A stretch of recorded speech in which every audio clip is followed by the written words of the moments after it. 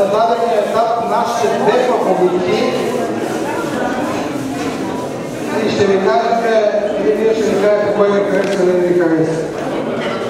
Една от фаворитките е тази, която виждате в момента, това е номер 29.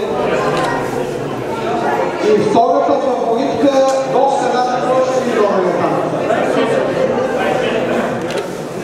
До средата номер.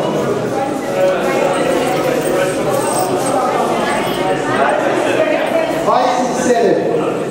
Сега всички животни са много хубави, но да речеме, те са комбинирани животни, малко са повече натоварени, така и иначе. Ето виждате сега едно също перфектно животно, дълбоко, малко запада в поясницата. Това животно, вижте, много дълбоко, много добри будове, замускулено, малко обаче има западане в корена на опашката, а другото, няколко, това 27 малко да дойде ли сам. Така ли? 27, погледнете го, изключително дълбоко, изключително широко, погледнете колко е рядно, но тук вече малко дължината.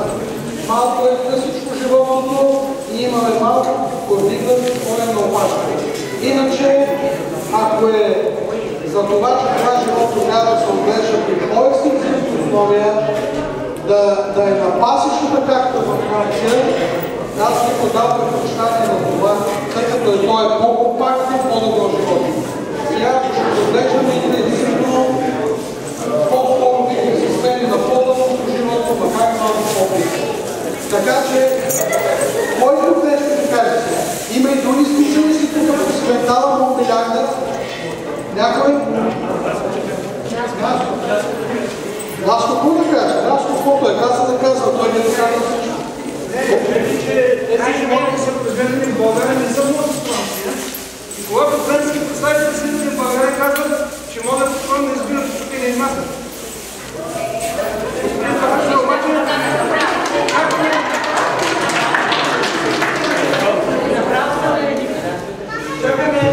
Господин професор, и как да заработи, за да може да издаваме сертификати международни?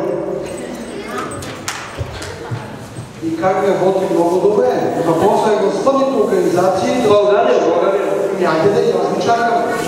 Това, което направихме, ние станахме членове на ИКАГО. Там нататък всичко е във ваше ръце. Заработете по изискванията на ИКАГО.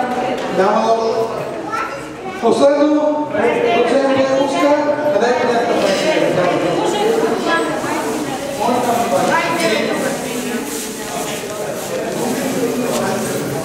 Румен Костева. Кой е още за 29? Тя ти гледате ръка. 29. Много малко викнаха за 29. Значи не е 29. Ай, там има още това на 29.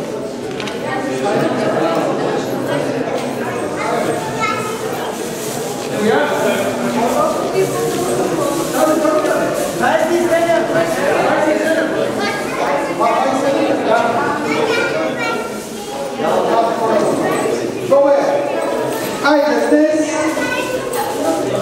напукна доктор Възанова, добре, номер 27.